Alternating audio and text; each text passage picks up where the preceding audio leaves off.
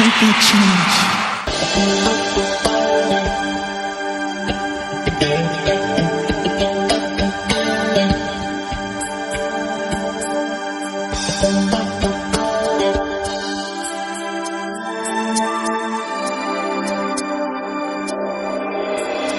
Cette chanson, c'est le mantra de Michael Jackson. Paradoxalement, une des seules chansons à ne pas être écrite par le chanteur sur Bad, mais pourtant elle est son message personnel le plus important de son combat. Un chef-d'œuvre au panthéon de son répertoire musical. On va parler aujourd'hui de Man in the Mirror.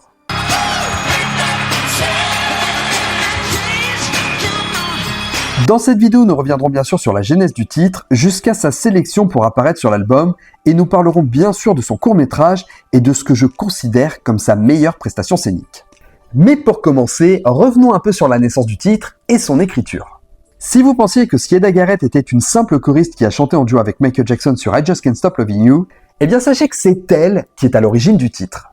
Alors qu'elle est engagée comme auteure à mi-contrat par Quest Records, la maison d'édition de Quincy Jones, alors qu'elle n'avait pas encore livré de texte pour la maison d'édition, Quincy Jones lance un appel d'offres pour tous ses auteurs. Michael Jackson et Quincy veulent, selon leur dire, apporter à l'album Bad un hymne qui répandrait un peu de soleil sur le monde. Et alors que Syeda Garrett se penche sur la question, elle repense à une session d'enregistrement auquel elle avait assisté avec John Bisley. Alors que celui-ci répond à un coup de téléphone, Syeda Garrett s'interroge sur l'interlocuteur qui pourrait être au bout du fil. Et elle se disait que l'homme au téléphone pourrait être l'homme derrière le miroir. The Man in the Mirror. Syeda Garrett a toujours eu cette anecdote dans un coin de sa tête. Elle organise par la suite une session d'écriture avec Glenn Ballard pour répondre à l'appel d'offres de Quincy Jones. Elle avait d'ailleurs déclaré « Je souhaitais donner à Michael quelque chose qu'il voudrait dire au monde. Je ne voulais pas d'une autre chanson sur fond de Oh Baby I Love You. Il n'avait rien enregistré de similaire jusqu'alors, je prenais juste le risque qu'il ne considère pas ma composition. » C'est alors que l'anecdote restée dans un coin de sa tête fait son apparition dans un coin de son cerveau et elle repense à ce moment-là à l'homme à travers le miroir. Ainsi, la magie de l'inspiration opère et les paroles commencent à s'écrire d'elles-mêmes, à tel point qu'à peine une phrase écrite, deux autres étaient déjà dans sa tête. Syeda Garrett pose ainsi les deux premiers couplets en moins de 15 minutes. Elle est prête à enregistrer une démo de la chanson alors que Glenn Ballard continue à travailler sur l'écriture. For once in my life, gonna feel real good, gonna make a difference, gonna make it right. As I turn up the collar on my fair in a winter coat, this wind is blowing my mind. Elle dépose ensuite une cassette chez Quincy Jones, débarquant en plein week-end, submergée par l'euphorie du projet. The kids in the street, not enough to eat. Who am I to be blind, pretending not to see their need? Et elle a plutôt bien fait de faire ça, car 2-3 heures plus tard, elle reçoit un coup de téléphone de la part de Quincy Jones qui lui dit qu'en 10 ans, c'est la plus belle chanson qu'il ait jamais entendue. That's why I want you to know I'm starting with the man in the mirror. I'm asking him to change his ways. Now my signs to the bend and the glimmer. If you wanna make the world a better place, I'll take a look at yourself and then make a change. Na na na na na na na.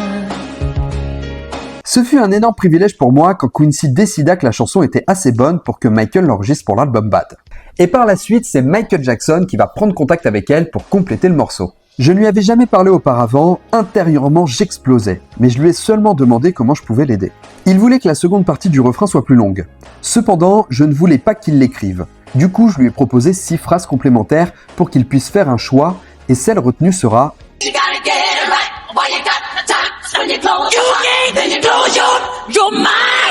que l'on pourrait traduire par « Tu dois le faire tant que tu auras le temps, car si tu fermes ton corps, tu fermes également ton esprit ». Michael m'a dit qu'il adorait la chanson et qu'il adorait ma voix. Syeda Garrett va se rendre au studio Westlake pour travailler sur l'enregistrement de la chanson avec Michael Jackson, dans la mesure où sa démo était un peu trop haute par rapport à la voix de Michael Jackson. Et Matt Forger, l'ingénieur du son, avait déclaré par rapport à cette session « Man in the Mirror représente vraiment pour moi le moment où Michael Jackson a commencé à canaliser son énergie. Vous commencez à voir où se trouve son cœur et où est son âme, quelle est son intention, ce qu'il aimerait accomplir avec sa musique. et la chanson va s'enregistrer sur un ton plutôt progressif. Comme si le message à véhiculer voulait prendre un temps qui appuie par la suite toute l'importance de pouvoir se l'approprier. Michael Jackson pose une voix qui s'envole littéralement, s'accordant parfaitement aux sonorités musicales de Bad, livrant une puissance qui résonne à la fois pour son propre désir de faire mieux pour le monde. Mais ce qui fait particulièrement envoler la chanson, c'est la puissance des chœurs dirigés par Andrae Crouch.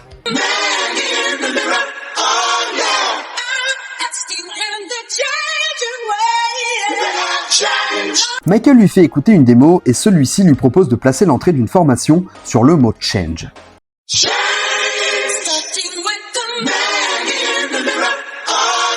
Ce que Michael accepte, trouvant l'idée brillante. Bruce Sweden accueille la chorale de l'Andrae Crouch Choir dans la salle d'enregistrement de Westlake afin de créer un rendu extrêmement puissant.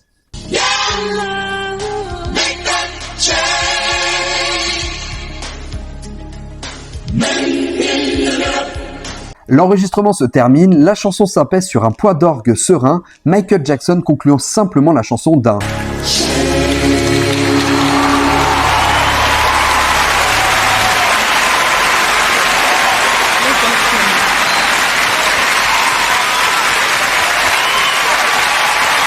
Men in the Mirror va bien évidemment avoir droit à une sortie single. Et une partie des bénéfices des ventes est reversée au camp Ronald McDonald, une association qui vient en aide aux enfants atteints de cancer.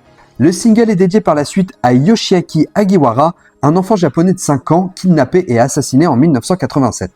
Lors de son passage au Japon pour le Bad Tour, Michael Jackson dédie la chanson au jeune garçon et propose de régler ses funérailles. Et pour accompagner le single, le titre s'offre bien sûr un court-métrage pour la promotion. Larry Stessel, exécutif chez Epic Records, envisage de recruter celui qui avait réalisé l'émission CBS Special Michael Jackson The Magic Returns. Et il s'agissait du réalisateur Don Wilson. Le cahier des charges est simple. Michael Jackson voulant juste raconter une histoire vraiment différente, Don Wilson se souvenait encore « Nous avons commencé à écrire une liste de choses auxquelles nous pouvions penser. J'avais 2-3 pages d'idées manuscrites, Michael n'était pas le genre de gars qui te disait quoi faire. Il t'inspirait, te donnait la direction et tout son soutien. Je me suis rendu dans toutes les institutions qui disposaient d'images d'archives en leur demandant de me donner ce qu'il y avait de pire. J'ai visionné près de 200 heures de vidéos de cadavres, de massacres et de famine.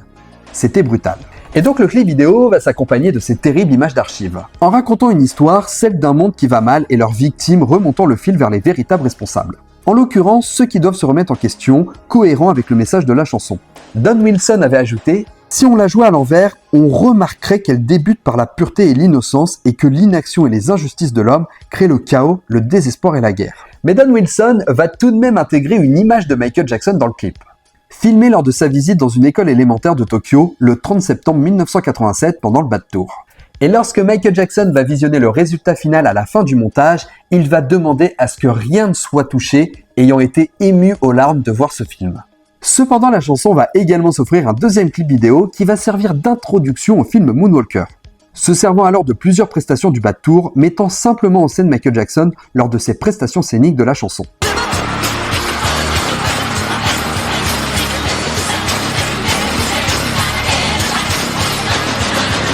Modèle qui a d'ailleurs déjà été utilisé pour le métrage de Another Part of Me, qui est réalisé par le même réalisateur, Patrick Kelly.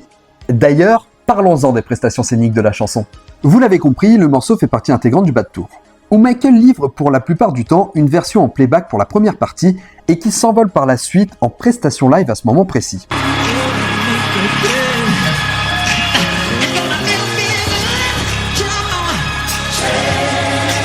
La chanson va également clôturer certains Dangerous Tours où on peut voir Michael Jackson s'envoler en jetpack.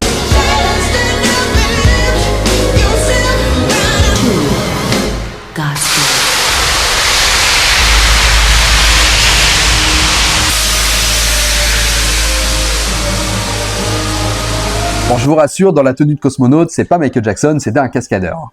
Mais la meilleure prestation du monde autour de Men in the Mirror est sans nul doute les Grammy Awards de 1988 et je ne suis absolument pas ouvert au débat. D'ailleurs, on en avait déjà fait mention dans la vidéo sur The Way You Make Me Feel.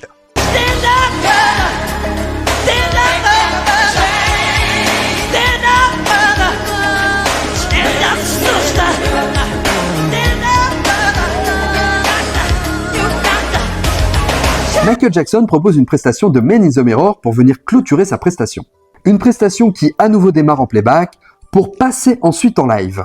On peut d'ailleurs entendre un défaut de micro au moment où celui-ci est allumé pour que Michael Jackson puisse chanter directement.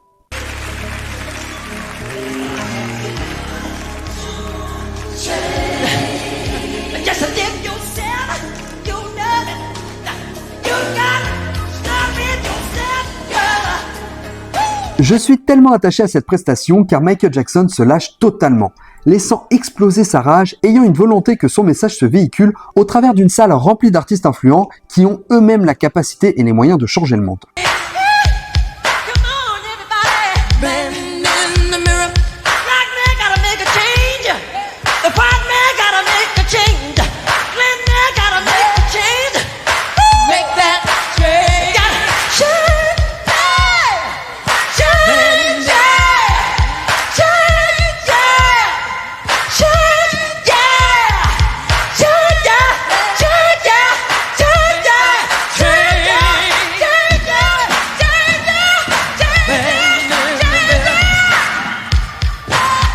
On peut aussi d'une certaine manière imaginer que Michael Jackson cherchait à prendre sa revanche dans la mesure où ce soir-là, il n'avait gagné aucun prix pour l'album Bad.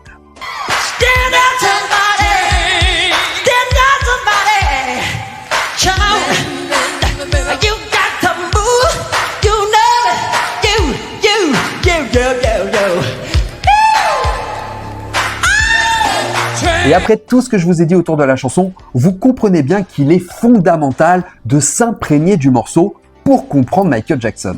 Celui-ci résonne aujourd'hui pour moi comme un véritable mantra. La chanson n'est certes ni écrite ni composée de sa main, mais l'appropriation qu'il en fait est telle que Siedah Garrett a su faire un sur-mesure pour Michael Jackson qui est sans équivalent. Elle n'hésite pas d'ailleurs à faire un petit clin d'œil à la chanson. Pour la pochette de son single I Don't Go For That, où elle porte une veste bleue avec des notes de musique en cuir qui représentent la mélodie du titre.